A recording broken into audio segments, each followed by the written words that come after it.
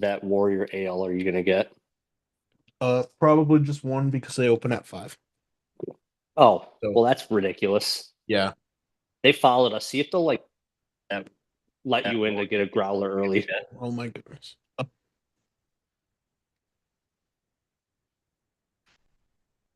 Is it better? Yeah, I had to mute the YouTube live. Ah, fair enough. Yeah, shoot them a thing on Instagram. Be like, can I stop by early since I'm going to be tailgating? You never know. Yeah. Or we just keep one car not with like flags and stuff. True. Yeah. Yeah. We'll figure it out. We'll chat about logistics tomorrow once we're done here. Facts. Anybody listening on YouTube Live gets to hear banter. If you want to come hang out with us, please do. Wear We will sell black. you some t-shirts and a flask. Ooh, yeah, I got to remember to bring t-shirts. Well, we'll throw that in there. Yep. Where are we? There we go.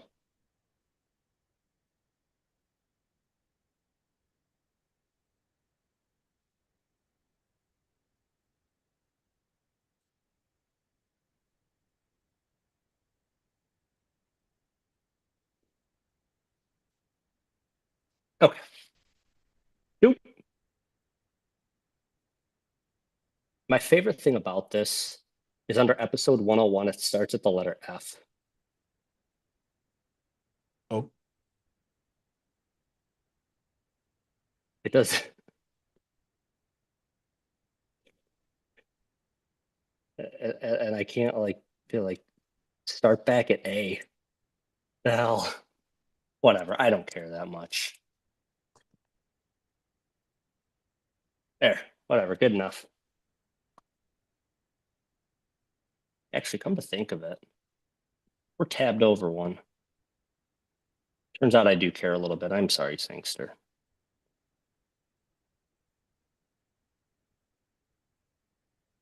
Whatever. That's good enough. Okay. let's go.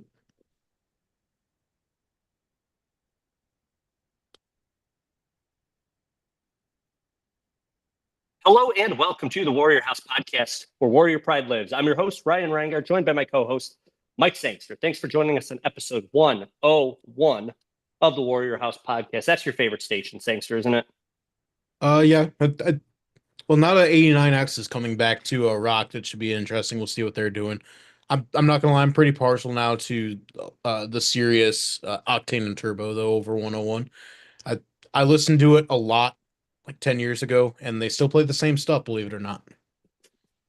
We've talked about that many times. It's always AC/DC because It's the turns same out they AC/DC songs, and they have a isn't it huge catalog spanning 50 years, basically. for freaking ever. That's right. So very exciting, Sangster. We have finally reached it, the start of the fall athletic season. Before this has just been practices and all of the thing, interviewing coaches and all of that. And this week, no more. Well, we will still do that. We will still see some interviews out there, but we finally get some real action, some real fall action, if you will, across a number of different sports.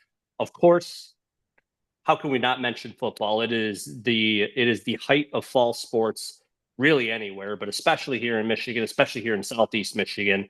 So we're going to start out. So we'll talk a little bit about football here, about the team, the dynamic, the coaching staff, and all that. But if you want a little bit more of an in depth, where we kind of talk a little bit more about it, episode 100, which is out right now on the Spotify world, along other podcast worlds and YouTube, if you really want to go see episode 100. It's out there. Very good deep dive there that Sangster and I talked about. But for those who are just now listening in, we want to do a quick recap and get you kind of up to speed as far as what has happened, Sangster. So, quick look back to last season. Like I said, we've talked about it already, but it wasn't great. It was honestly really, really bad. I made the joke that usually around mid to mid late football season, I'm ready for basketball. Last season was the epitome of that. And I remember early on in the season, we were like, we cannot let the whole season go along and get to Roosevelt and Northern and hope that those two wins can salvage our season. And that's what happened. Those were the only two wins we got. couple heights in there. I actually did end up watching some of the highlights from the Wayne State Ferris game from last year. I did that today. So, things like that, we were in it. There were a lot of interesting times, but at the end of the season, you're 2-9 overall, and you're what, 2-4 in 2-5 in conference play. Sorry, that's just simply not good enough, and that's not going to be good enough going forward. It was never what the coaching staff wanted to have happen. So rough last season. Am I right, Sangster? Yeah, 100%. There's no excuse for it, but at the end of the day, we're kind of done with it now. And this team that we're seeing now, it's an almost completely different team from what we had last season in 2024, 2025. Like you said, those last two wins, they only came against Roosevelt, Northern Michigan. Well, guess what? They're picked once again to be the cellar dwellers of the GLIAC. And unfortunately, right now, Wayne State's picked right with them. We're a lot closer to those two teams, at least if you look at the preseason predictions, than we are to that next step up, which, yeah, you can take that for whatever it's worth. Right now, I think Saginaw Valley was picked third in the GLIAC, and they're actually pretty close to to the Ferris States and Grand Valleys of the world. Well, they just dropped a huge game against a team that's probably worse than Northern or what do you call it, Roosevelt. I think they're called Northeastern State. I think they only won 2 games last year against Yep. some real cellar dweller teams. So anything can happen, and so that's why these preseason polls. Yeah, there's some information that you have, but this isn't like some of the power college football where you have known commodities coming in. Things can change year to year, even with the best of teams, and certainly Wayne State right now. This is a completely different team than we had last year, and a lot of Yeah. that comes with updates to the coaching staff. Yeah, I was going to say spot on with that. I mean, like it's one of those, like, it's non-conference play, and you'll hear us talk about this over the next couple of weeks. Is regardless of win or lose, of course, we want to win all of these games. These are non-conference games, and just talk or listening in Coach Wheatley's recent interview with Brady Beaton, he reiterated that many times, which is our goal is we got to make sure we're competing with the conference. You'll have all of these non-conference games, but it comes down to how do you line up against your conference. So that's why, like, we just Sangster and I know you and I talk a lot about preseason coaches polls. We talk about records against our, conference teams and all that. We don't necessarily ignore the non-conference because it is very important, but by and large, you got to handle your business against conference opponents because that's when really, you're going to take your team to where you want to go, or you're going to be sitting on the couch on Thanksgiving time as opposed to playing in the postseason. For sure, but to the flip side of that is the non-conference is still very important. Uh, if you can come out with a decent record out of that, that was the difference in 2019. They had an awful non-conference run, and then had a huge run in the conference, only losing to Ferris State that year. So Yeah. it is important, but yeah, where Wayne State I think is at right now, yeah, these aren't going to be make or break type games, but we're going to learn a lot about what this Wayne State team is going to be in 25. Yeah, exactly. So you've already started kind of talking about a lot of changes to this team. We'll start out coordinators, complete changes at the defensive and offensive coordinator. Coach Demasi and Coach Sims, they are both gone. They are out of the program, so we lose our offensive and defensive coordinator. Also, Glenn Davis, Pat Fogarty, and Ed Collins all out as well. So those are some, some of your pretty big names that were on this coaching staff that are, not with the team. Big spots to fill there. So, first and foremost, someone like Coach Wheatley, well, you kept some people around for a reason. You see something within them. You got Roscoe Bird sticking around, and you got Antoine Robinson, right back to Detroit Mercy days. Antoine Robinson getting promoted up to be the defensive coordinator, and Roscoe Bird, I believe, being the offensive line coordinator and running games coordinator, if I'm not Yep. mistaken. Yep, he still sticks around. Also, Mustafa Khalifa, he was a grad assistant last year. He's now been elevated to the tight ends coach, replacing Pat Fogarty. Also coming in, we've got Jimmy Hill, a former Tartar alum who's previously at Davenport as the wide receivers coach. He comes in to be the new wide receivers coach. Also, Dewan Garland comes in, I believe, for defensive line. And That's right. Yep, and the last one is Ahmed Salah as the linebackers coach and special teams coordinator. Yep, big stuff there. Um, and the biggest name of all, for those of you who've been following the Warrior House podcast for a little while, we've talked to Coach Russell Demasi quite a bit. We, got to know him pretty well. Big fan of him. Uh, you know, we're not the head coaches of this team, so we don't necessarily know what goes on behind the scenes, what the play calling looks like, and everything. He doesn't end up sticking around, so there's an opening for the offensive coordinator, and Coach Tyrone Wheatley reaches out and gets a fella by the name of J.C. McDonald. So he comes in. He is now the offensive coordinator and quarterbacks coach. And they went to Frostburg State. So, Sangster, I know you're a little bit more in tune with this than I am, but that Frostburg State team in 2021, which I believe J.C. McDonald was the offensive coordinator for, led that. And they were an offensive, might I say, powerhouse. And a very interesting thing I wanted to throw out here is, again, when I was watching the recent Wheatley and Brady Beaton interview, one of the things that Coach Wheatley mentioned was he wanted J.C. McDonald back in the day, but J.C. McDonald already had a job lined up. He wasn't too interested. And now, another opening, the schedules align, the opportunities align, and J.C. McDonald is now in town. So, hearing that is definitely reassuring. Where it's like, well, if you wanted this guy originally, no dig on Matt Demasi by any chance, but that speaks volumes about this guy. And also, he was not willing to leave where he was. So I think that's a pretty interesting thing that I got to hear about him. And I'm very excited to see what comes of this offense because of him. Yeah, I'm really hoping he has the power to uh, make things happen here. I think just let him cook again. Go watch Frostburg State, specifically their 2021 season. For those that don't know, Frostburg State, I believe, was moving up from Division III in 2019. Unfortunately, they had the antiquated rules where no matter if you won a bunch of games, if you won your conference, you weren't eligible for postseason play. I have no doubt that they would have been in the uh, D2 tournament had they been in Division Two earlier in 2021. They were on fire. The only reason he left is because their head coach, I believe, got an FCS job, uh, and so he just kind of bounced around after that. Didn't really have a chance to, I don't think, get his feet set in any particular spot. So he's here now at Wayne State, and he's got a lot of guys that can make some differences for this offense.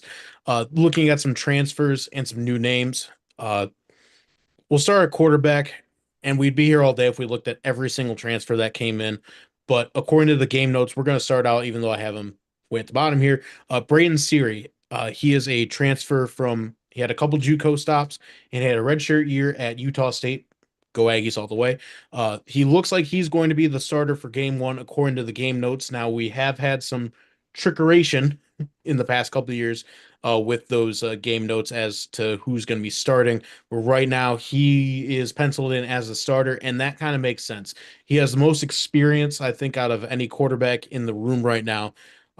He probably has the most wins, and statistics wise, he's pretty up there as well. He's, like I said, he has a couple JUCO stops.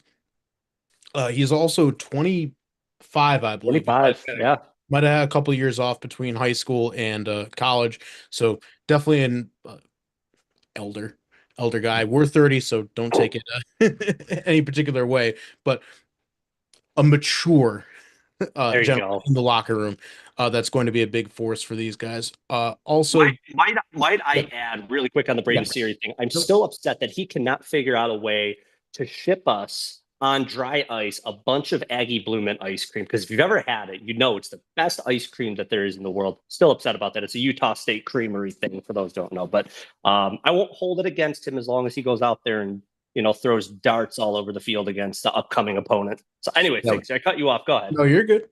No, I'm down to try some ice cream. But also backing him up is returning redshirt freshman Justin Cox. We've seen a little bit of him uh, in the 2023 season. Unfortunately, 2024 didn't go his way. I think he's technically started the game against Tiffin.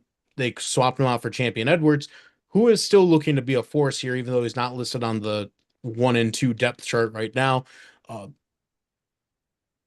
But overall, maybe we'll see all three of them at one point. Who knows? Uh,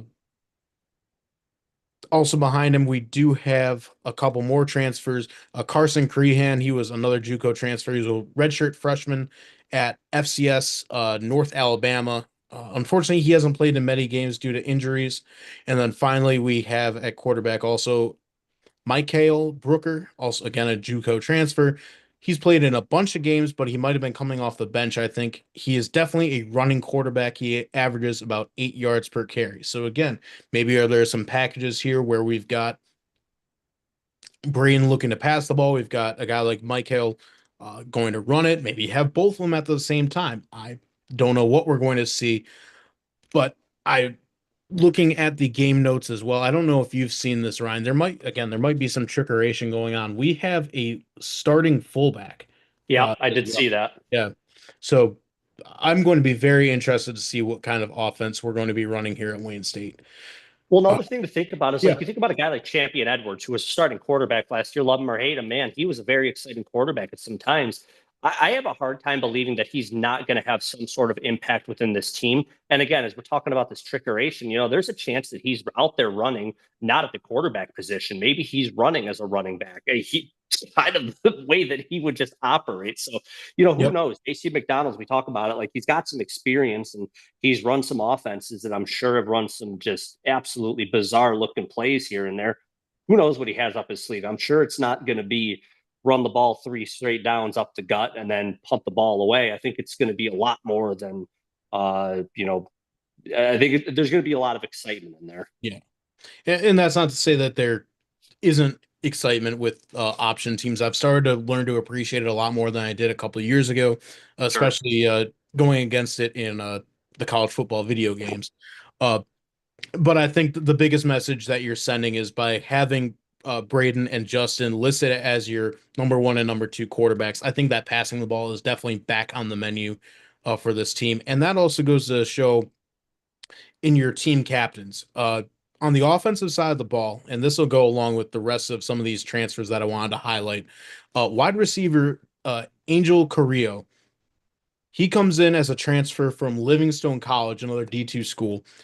He's immediately named a captain for the offensive side of the ball. And this guy, he looks to be an awesome returner, actual kick punt returner type guy, and he's also listed as the starting slot receiver in the game notes right now. So again, another guy that's more mature. He is married. He has a child, I believe. So a more mature presence in the locker room, and his teammates must, I believe, think they've got to think of him highly uh, to name him a captain immediately coming into this team now. Yeah, absolutely. I mean, I saw that as well. And I kind of joked a little bit in one of our group chats, like, Coach Wheatley's out there looking for guys that have filed taxes for a couple of seasons now. Because, I mean, yeah, Braden Siri, Angel Carrillo, or Angel Carrillo, I'm sure if you wanted to pronounce it absolutely correctly. Very excited about that. I also see a note in here saying, so you said we got a couple of transfers there from Davenport. And I know that Yep. Davenport got a couple from us. Definitely one of those, like, in conference moving around. Maybe there's an opportunity around there for, some guys with one of the other teams. Also looking at some of the other transfers we got here, at quarterback Kelly Matthews comes by way of Concordia in Ann Arbor. Got a note here that he was first team all conference last season. So definitely you'd think about a guy like Anthony Walk. Now you got Kelly Matthews out there. We could talk about the secondary as well with Elijah Folks. So definitely, bolstering that secondary position a little bit. I see here also saying, so we got a redshirt freshman transfer from the University of Michigan and Drew Hickmott. Bet, Uh, what's that? bet. Oh, Bet. Yeah, there you go. Bet. That's for all the Michigan fans. Blake Nelson, tight end, transfer from Louisville and Toledo. So we've got a couple of D1 transfers there. And if that wasn't enough, middle linebacker Spencer Lyons coming in. He had some time at Army and Western Michigan. And once again, if that was not enough, I believe I saw Wendell Smith name on the starting lineup, possibly his first team here.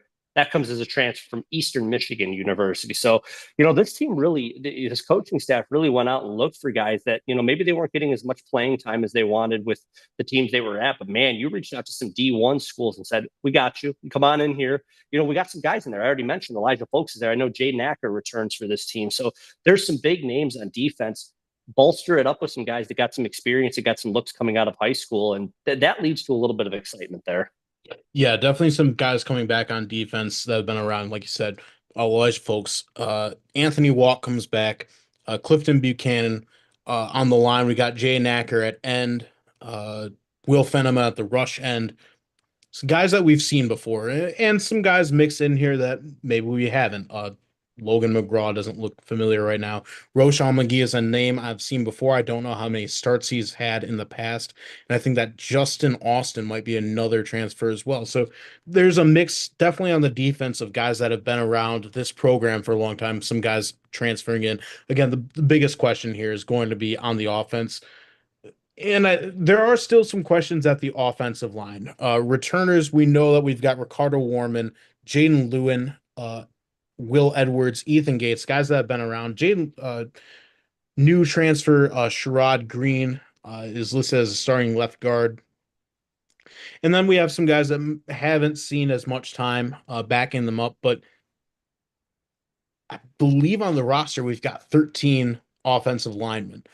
And I know that there was some issues early in spring ball with not a lot of guys being healthy. You would like to think that now you've got 13 of them, that we have enough to field a good starting lineup, being able to rotate guys in and out as needed, depending on the packages. You look at their picture day photos, everybody looks pretty normal. Doesn't look like anybody's nursing too many uh, injuries right now. So you're hoping that this offensive line could stay healthy and stay healthy long enough that they can all gel together with some new pieces coming in. Yeah, that's the most important thing. I think. I mean, that offensive line. I mean, it's people talk about it a lot as like, oh, it all starts in the trenches. I mean, it does start in the trenches. Like, I think. I don't. I think it's easy to say that that's a fact. Like, if you can get to a quarterback, you can disrupt the whole offense. Yep. In the case of, as we were just talking about, it's possible. We don't know for sure that Wayne State starts to go a little bit more towards the passing game, and still leveraging some running game. Like, yeah, I mean, you need that offensive line out there. You need them to be, healthy for sure, but you also need them to be, not winded the whole time. You gotta. So if you have the ability to sub, should somebody, need to tag out, like, yeah, I mean, the fact that you have 13 of them, that leads to that tells me that, like, this offense is going to be, they should be in a good position to be able to perform well. I mean, you get some experience coming in, some guys coming in, a wide receiver coming in that right off the bat is now a captain of this team. So Yep. I think there's reason for excitement there. And again, I mean, I'll keep saying JC McDonald's name too. Like, it's very, very intriguing to have a new name coming in and to hear the praise that Coach Wheatley was talking about JC McDonald.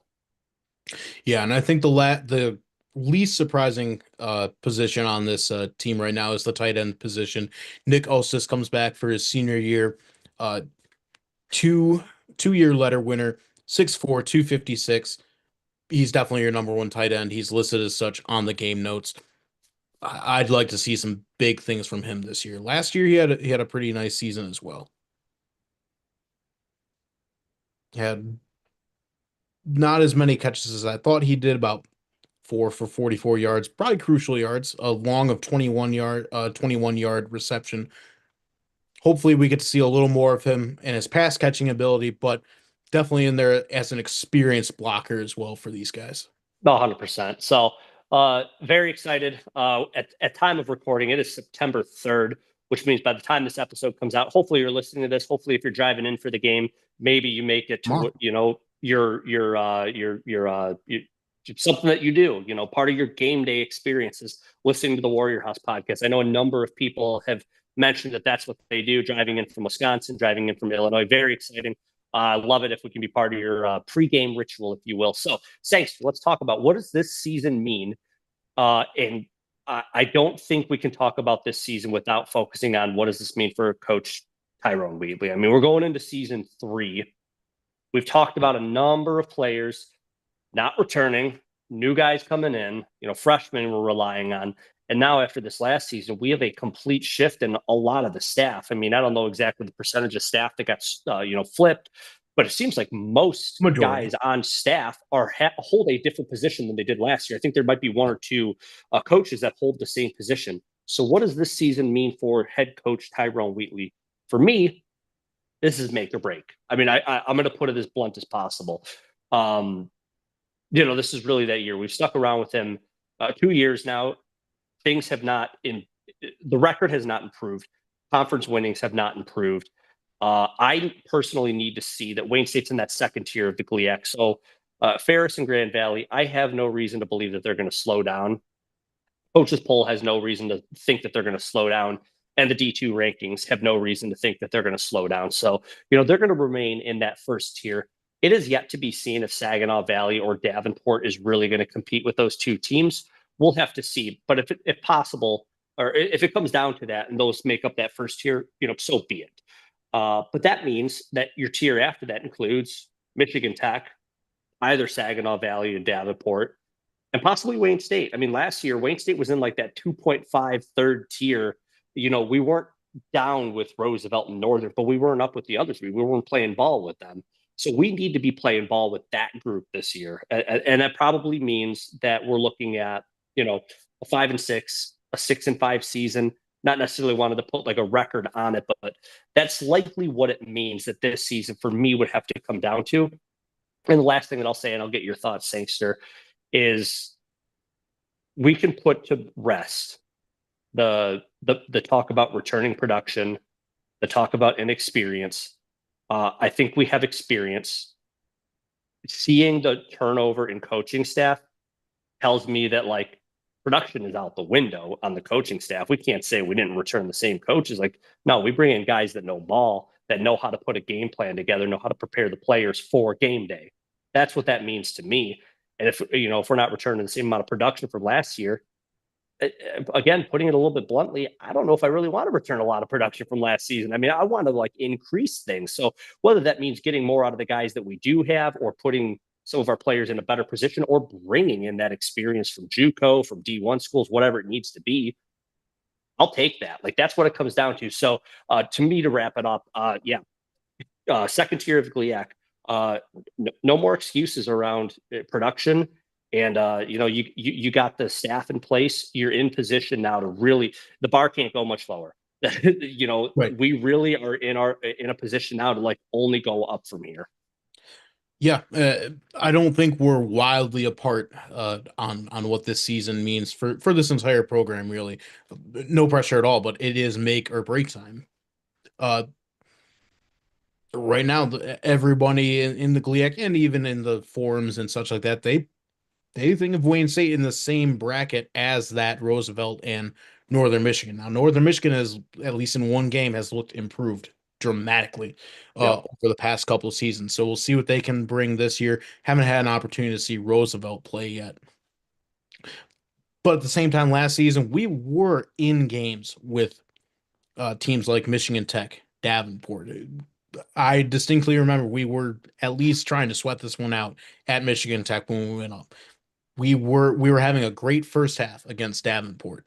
Uh, but at the end of the day, you still didn't win those games. So it's how can you take that next step, beat those teams that maybe 10 years ago in our mind that Wayne State should beat. And that goes along with a lot of our non-conference schedule right now. You've got teams that Wayne State has beaten in the past, except for Wisconsin lacrosse, which we're not going to talk about Paul Winters anymore.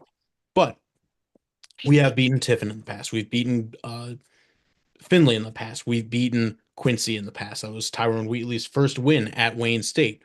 Yep. These are teams that we should be beating in my mind as a Wayne State fan for, again, over nearly 15 years. So there is a pathway for Wayne State to have a good season. It's going to take execution on all sides of the ball. It's going to take Wayne State being, unfortunately, what it hasn't been for the past several years. But it can happen. I have complete and utter faith that it can happen, but it's going to take everyone to make sure that it can. Yeah, 100%. I definitely think we're very aligned with what we're expecting. Well, with what our hopes are for the season and what this season means. And I have an interesting thing to talk about after this break, and we start talking about Yep. the first game of the season. I have a very interesting thing I want to bring up for that one. But yeah, I mean, realistically, I don't think my expectations are unrealistic. I mean, if I think about most programs out there, anybody like me asking for basically a 500 season, that is like That's a pretty nobody hopes reasonable for, ask. like that. Nobody hopes for that, like except us, because like we know that, like, I mean, go win the national championship for all I care. I'll be right there with you guys. But like, that's not, my expectations are not there. Like, this is a road to build to get up to where we want to be. So, Yeah, I think it's going to be a very interesting season. I'm so excited for game number one. We'll talk about game number one, but any last thoughts, thanks, before we take a quick break? No, I think we covered it. All right, I think we covered it. So we'll take a quick break and we will be right back. And we are talking about everything Wayne State athletics that's coming up over the next week. Good freaking shit. That was fire.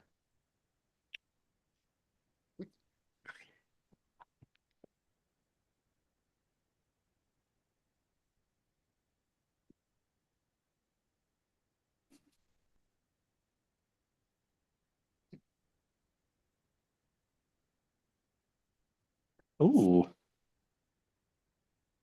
What a play.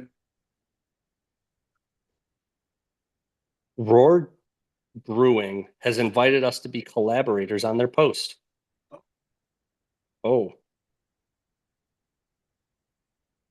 Oh my. If you're listening to YouTube Live, you heard it first.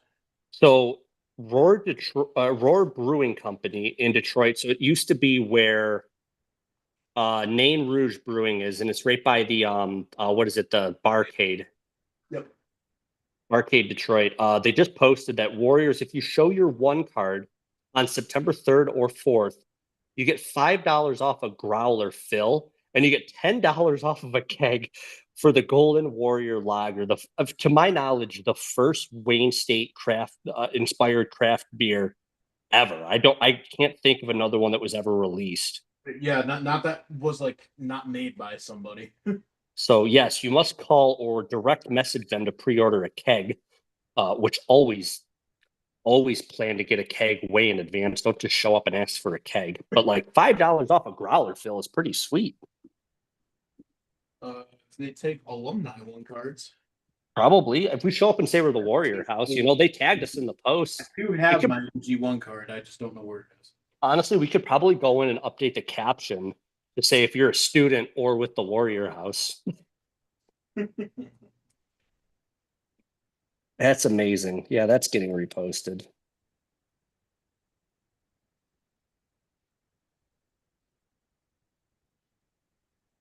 Also, I realized that they changed their logo from like the colors of their logo are green and gold, and I didn't really look to see before if they had a green and gold lion before. Mm.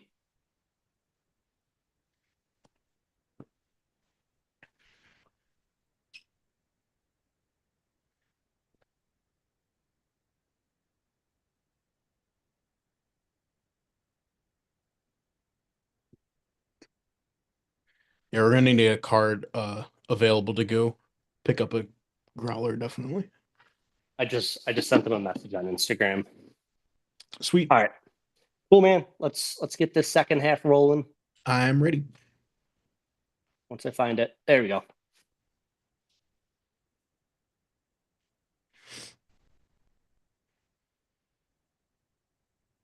And we're back. Talking about everything that's coming up, Saints. It feels like it's been a while since we've talked about upcoming action for Wayne State athletics, but it's been, I don't even know at this point, like it's 4 months, I think, since like early May, I think was the last action that we had. So this is a very exciting time. What do you call it? Golf. Yep. Yep, golf national championships. Ping Wukwa from the Wayne State women's golf team showing out for the team. And she is back. So yes, we will be talking about them. So football, Saints, we just talked about it. Let's close out football, and then we're going to focus on all of the other sports.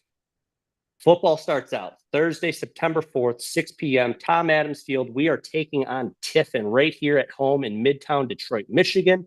And if Tiffin sounds familiar to start the seasons, because that's what we did last year, except we went down to Tiffin, which is a very beautiful city, by the way. If you ever get a chance, it is the most amazing small town Midwest city that I think you could possibly go to. Just cool downtown, all of that sort of stuff. Whatever, we're not going there this year. We're coming to Midtown.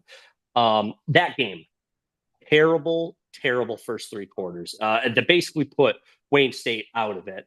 Fourth quarter rolls around, they kind of like claw back a little bit, but at that point, the game was just a little bit too far out of reach. And it was at that point where like this team has something in them. Unfortunately, to leave that game without a win. We don't want that to be the case this year. No, so let's talk about what do we got saying, sir? Yeah, and Tiffin's going to make it a big ask for Wayne State in their home opener right now. They they do return a lot of production. Their returning quarterback was the GMAC Offensive Player of the Year last year. Their returning running back was overall GMAC Player of the Year last year. And they've got their top guys, their top receivers, and their top tacklers on defense all coming back as well. This is a Tiffin team that's looking to win the GMAC. They were in second place last year, got to a bowl game. Fun fact: there is a bowl game between the top GMAC and top GLVC team that does not make the Division Two championship. Hmm. So they competed in that last year. I believe they lost it to the GLVC team that year. So Tiffin comes back and they're looking to win it all. There is some big competition in the GMAC right now from the likes of Ashland, Hillsdale, all teams that really used to be in the GLIAC that kind of got pushed aside, and it does make sense for them now to be in a more Ohio smaller school focused conference compared to the GLIAC, where most of these schools are public schools that have 5-digit enrollments, big endowments, things like that. So Tiffin is a strong team within their conference. We'll see what they can do throughout the rest of the year, but for Wayne State's purposes, they come in as a strong team and they beat you last year. So the flip side of that is, to quote Forrest Gump, Wayne State is like a box of chocolates. We have no idea what we're going to get right now. That so many new pieces on this team, so many pieces that are returning for Wayne State, but really we don't know what we're going to get right now with Wayne State. Yeah, that's exactly right. And yeah, I'm thinking about Tiffin. I mean, my goodness, they're in Ohio, but man, they are not an easy place to get to. They're a little bit of a drive to get there. So yeah, it definitely makes sense for them. And for Wayne State, you're exactly right. I mean, the coaches poll is expecting good, decent things from the Wayne State team. They didn't say all this turnover right down to last place. You guys are going to get beat by Roosevelt and Northern. That's not to be expected. But also on the flip side, like it's not like I think you put it really well in the first half or the first half of this episode, Sangster, which is uh, there's not that much known about everybody coming in. A lot of these guys didn't have a whole lot of time at their respective universities and colleges that they were at previously. So they come in here as, guys that were recruited by all of these bigger name schools and some junior colleges and all that. Now they have an opportunity to really take off here, and nobody really knows what to expect. We just haven't seen that before. So Yep. we'll have to see there. This is a home game. This is under the lights, 6 p.m. game. Wear black, by the way. That is the theme of this game is wear black. We don't know if that means anything like that. I don't know if there's any special jerseys for the team. We No. promise you, I know nothing. Yeah. What we do know is that if you are one of the first 500 students ish, uh, there is a really cool t-shirt that it's black with like the neon green lettering for Wayne State Athletics right now that you can get if you come to this game. So come over. That shirt looks cool. Might see some good football too. So it's going to be a great time regardless. Home opener, it seems to always be home opener and homecoming are always top games, I think, for Wayne State. 100%. So, of course, the Warrior House will be there. We'll be tailgating. Look for the Warrior House flag, the Wayne State flag. We'll have a bunch of flags flying high. So, if you're listening, you want to come see us, please do. We'll be selling our Coach Wheatley's Warriors shirts. We got some flasks to sell. Again, Limited quantities remaining of if you're 21 and up, preferably. Okay, thanks. So, quick fun fact, and then we're going to move on to good. cross country. Do What you you know got? the last time that Wayne State won the first game of a season?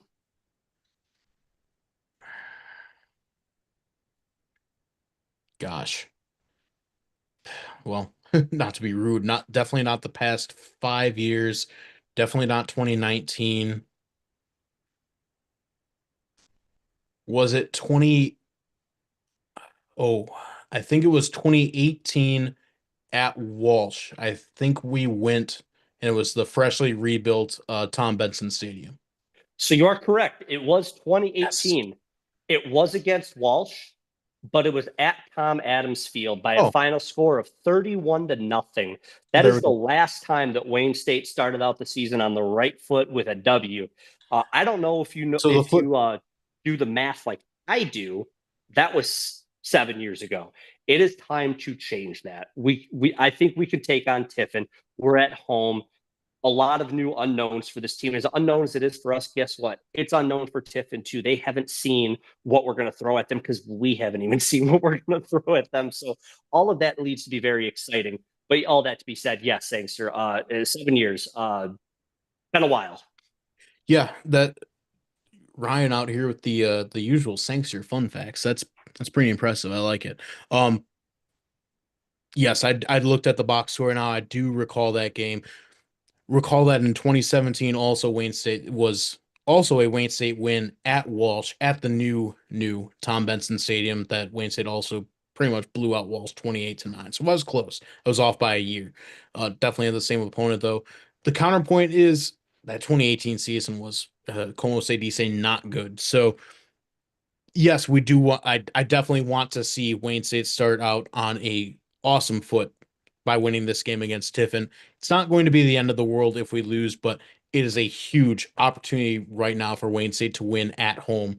Uh, and they do ride a two-game winning streak coming into the season. They did win the two last games of the season. One of the few teams in Division Two that can say that right now that they have a winning streak coming into their home opener. 100%. I'm very excited about it. I know we had a rough couple of seasons there. Yet to see what this season holds, but I think a lot of reason for excitement here. We saw some changes. Everything in the past is out, but I just thought that was a fun fact that like we can Oh really yeah, start this year out very on the right. different than the last 6 seasons. I'll say that. So, all right, Sig, so let's move on. We got some cross country. Believe it or not, the women's cross country team is picked third to finish third in the GLIAC, very close to second place. Grand Valley is very very much an outright Yeah. leader when it comes to women's cross country in the GLIAC. But Wayne State is right up there with like basically in second place. So that's very exciting. Looks like we got 3 transfers coming in. We got some big names returning for this team. I know that uh, oh my gosh, now I can't remember the names off the top of my head. I know that Reagan Justice and Emily Gordon are not those names that are returning. So they have moved on. They've both graduated as far as I know. So they're looking for a good start to their season. And before we talk about what they have coming up, the men's cross country team is picked fourth in the GLIAC. They got a little bit of a gap to get up to third, and not much of a gap to get down to fifth place there. So it kind of feels like in the GLIAC men's cross country, those top three are pretty separated from themselves, and Wayne State's kind of in that like middle pack right there. So definitely an opportunity for them to boost a little bit. Looks like we got 1 transfer coming in, a handful of freshmen. We got a lot of returners, but Tyler Buchanan, the big name, he also moves on after graduating. So some of those big names in the cross country world that we talked about last season are not with the team anymore. We talked about it in this last episode number 100.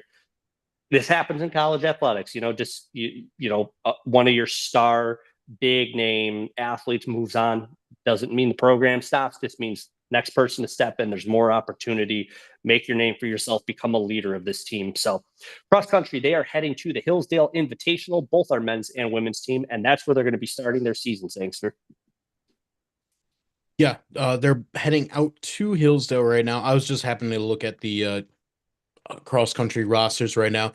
The on the women's side, you're talking about some transfers. We got a transfer from Michigan State, Ella Showerman. She competed with the Michigan State club cross country team. We also got Katie Rohrer, who did run for Eastern Michigan's uh, varsity cross country team. We also got transfers from a couple other different places. Taylor Hopkins, who has been around the program, I believe, before. She transferred. She came in from Northwood. And one more. Jessica Denver came in from St. Clair County Community College, SC4, and also Catawba.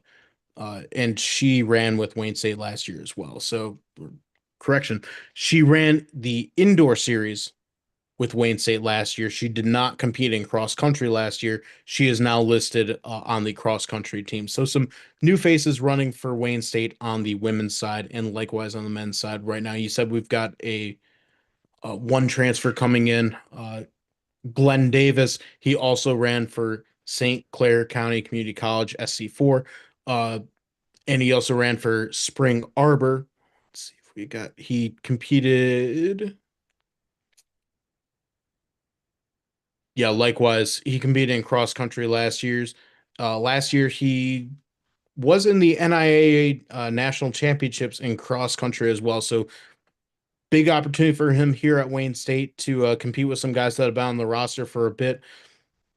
A good mix of really all kinds of what do you call it, upperclassmen and freshmen on this Wayne State men's cross country roster as well. So big things that we're looking to see from them. And as far as going to Hillsdale, it's the first one of the year. Let's see what you can do.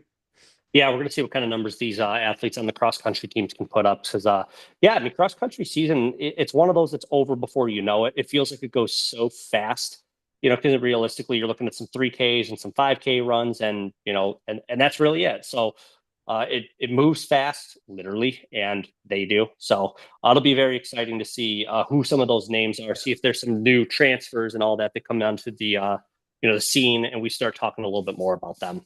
Yeah, so for what's worth, there's also a Midwest regional poll. At least I've got it up for men's cross country right now.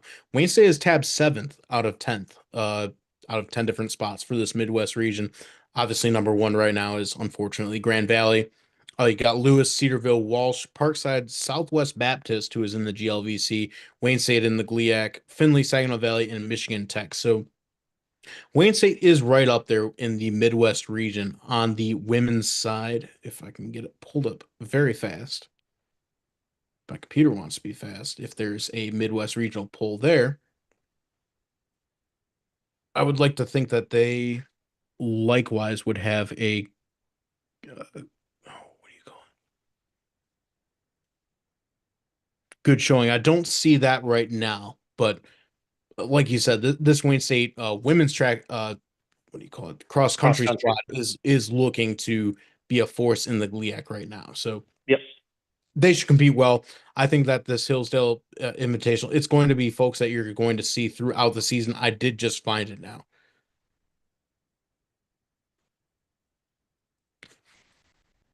I'm incredibly confused. I definitely clicked on the women's cross country and it shifted me over to the men's regional poll. So Yeah. I don't Well, believe what I'm looking at anymore. So at any rate, this yeah. women this women's team is going to be great. They're going to compete well. Cross country has been a strength for Wayne State the past few years, so looking to see great things from them.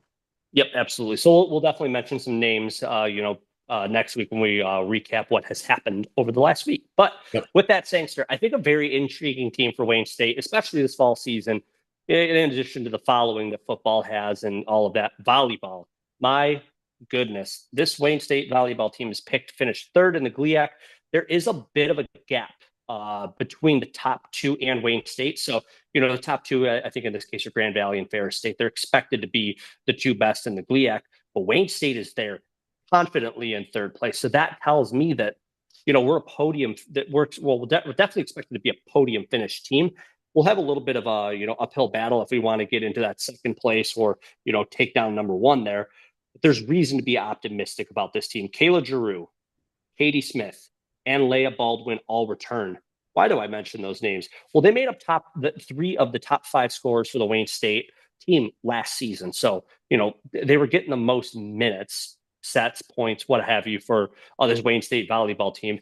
Add in Kayla Dolger, who I believe is the libero for the Wayne State volleyball team. So, she's not going to show up on the score sheet from a points perspective. She's digging, she's getting assists, she's getting all of those things. So, very, very important position there. That makes it feel like we have a very good core to this team. And from there we can talk about, you run six in volleyball, 6 players at a time. You can run some subs and you can rely on them to stay in play for a pretty good amount of time. They're not going to get winded. They've proven that they're solid players. That means that this is going to be a very exciting team to follow. And boy, did they have a very busy weekend to get everything underway. Thanks to we got the Warrior Invitational coming up and a lot of matches going on. What do we have? Yeah, well, we've got the Warrior Invitational starting out on Friday, September 4th. It is a gold out, so the football game is a blackout. This is a gold out for the volleyball team. Likewise, if you are a student, you go to this game, you get a gold Wayne State t-shirt. They started out at 2:30 against Upper Iowa, and at 7 o'clock, Wayne State will face Northwood.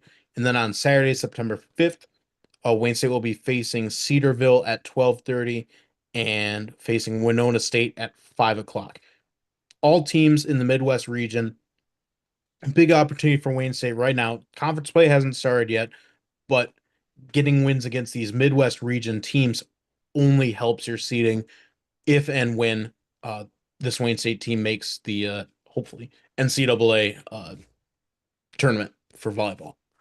Yeah, it definitely seems to bode well. And this is I think it's been a couple seasons in a row that we've done the Warrior Invitational, and we have the facility for it. I mean, my goodness, we have this very, very nice Mathi facility with a surface that is designed for volleyball, and we can bring these in. And by the way, yeah, like you said, Sangster, these are 4 Midwest games that we get to host in our own facility. So, that gives you about the best chance you can to take these, take 4 wins here. We'll see what happens there, but very exciting for this team. I'll definitely be tuning in. Hopefully, see if I can get down to a couple games for the volleyball team. But uh, all signs are pointing to a very, very exciting and successful season. And now it's just on, the Wayne State volleyball team to show up, put their best work in, and whoever shows up, make some noise, support the team, and we'll be talking about them for a little while. Absolutely, yeah. We're hoping for a really great season from the volleyball team here.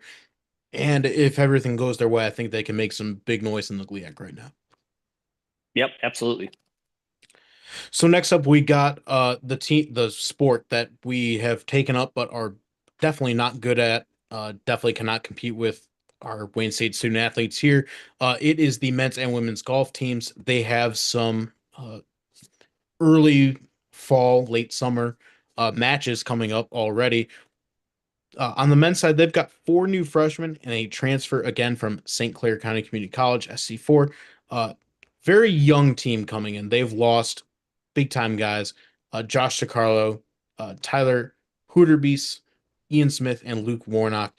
Lots of guys, again, from last season that were putting up big or small, whatever you want to think about it, for Putting golf. up lots of negatives. Yeah. uh, Big golfers for Wayne State last season. They're gone now. New team coming in, and they have their first competition, the Glenmore Fall Invitational. It's hosted by Malone, formerly part of the GLIAC in Canton, Ohio. Yeah, this will be an interesting season for the Wayne State men's golf team.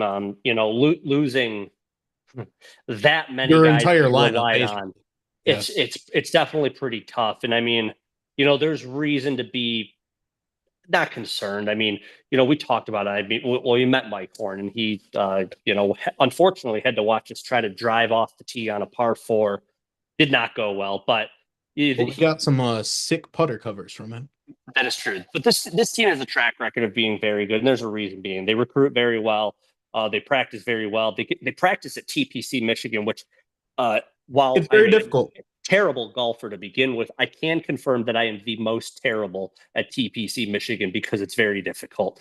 So we'll have to see what happens. There's definitely gonna be some new names that we mentioned here. A lot for Sangster and I to learn about this team, and we will absolutely mention that this is one of those teams that they have, I believe, 5 events in the fall, and then they're off until springtime. And so we'll talk about them for a little while. They'll disappear for Thanksgiving and Christmas and the New Year and all that, and then they'll be back around in late winter, early springtime. But nonetheless, very excited to see what they're able to make happen here in the fall season. Yeah, it does look like that of those 5 events that Wayne State men's golf will have this fall, we're definitely hosting one, the Motor City Shakedown at TPC. It looks like we could also have, we could be hosting this one as well. Our logo is here, the Hawks Head Invitational in South Haven. I'm not sure if we're actually hosting that, if we're just joining it, but our logo is front and center here on the men's golf schedule. So big opportunities in the fall right now. Once winter comes, get to try out the newer Wayne State golf simulators in the Mathi basement, but big opportunities for the golf team right now. Yep, absolutely. So closing it out, we have women's golf, Sangster. A couple names move on from this team, Sable Amesh and Sophia Waganek. We do bring one freshman to the team, but I think the biggest thing is Ting Yuqua and Claudia Portillo both return as the leaders of this team. So while we do lose some of those players that or golfers that we relied on a lot last season when it came down to regionals and GLIACs and all that, we return one of the best golfers in the In the Midwest, nation. in Ting Yu Kwa. And, she ended up being, I want to say, like 42nd out of 90 some golfers in nationals for D2. So top half, top 40 really in the country. And that's a very, very good asset to have. And also to see that she didn't, move on to, a D1 school that was hoping to bolster their roster. She's sticking around with us. So that's a very valuable thing to have. And then, yeah, Claudia Portillo as well. I believe she is a sophomore at this point, maybe a junior. I'm not exactly sure, but I know she's definitely got time under her belt on with the Wayne State women's golf team, but time to come still. So I mean, uh, we'll see. We'll see what happens. I think there's reason to be excited about this team as well, and we get to find out very quickly because the Wayne State women's golf team heads to Saginaw, Michigan for the Cardinal Cup, and of course that's going to be hosted by Saginaw Valley State University. Yeah, just I've got the stat here. Tingyu finished 41st out of 94 golfers in Division Two last year. Again, she's back this year. That's huge for Wayne State, I think. Claudia Portillo as well. Awesome stuff. Uh, again, same thing with the men's golf team. It's a time for this team to show out at Saginaw Valley. No doubt you're going to be seeing a lot of Midwest region type teams at Saginaw right now. Side note, if we do end up going to the Saginaw Valley football game, it'd be very cool to try this Saginaw Valley golf course that they've got. I think it's right on campus or maybe at most a mile away. So it is an advantage that Saginaw Valley has, though we do have a very difficult course for Wayne State to practice on, a little bit of a drive. But yeah, first golf tournament of the season for the Wayne State women's golf team, same thing as the men. Just time for you to show out against other teams in the Midwest region. 100%. So that's what we got coming up, Sangster. Not the fullest slate ever, but this is the start of it all. I mean, these are a couple of teams that, golf, they're going to just kind of start their season a little bit, shake the rust off from, having the summer off from collegiate play. Yep. And our football and volleyball teams is full on. Like they start up, their season starts and ends in the fall, early winter, whatever you want to call it. So it's a very exciting time. Cross Excited to country get too. football underway and cross country as well. Of course, how could I forget? So, yeah. Anything else you want to add to this thing, sir? No, just if you're going to a Wayne State game, definitely check out Roar Brewing right now. The fact that Wayne State finally, after all these years, has a partnership beer that we can say is our own, kind of like the Northwood guy that we've begged Wayne State to get this for a while, that we needed a Wayne State beer. Grand Valley has the basil lemonade from a Long Road Brewing or distillery. So Wayne State has a beer now. Go check out Roar Brewing. I haven't been there yet. I really want to check it out soon. Maybe if you're going before the game, get yourself a growler. I hear there's some big deals going on right now. Check their Instagram out for that. But that's it for this week on episode 101 of the Warriors podcast. Anything else, Ryan? Nope, that's it, man. You just got to Perfect. say your tagline. So you just got to remember, it's always a great day to be a Wayne State Warrior.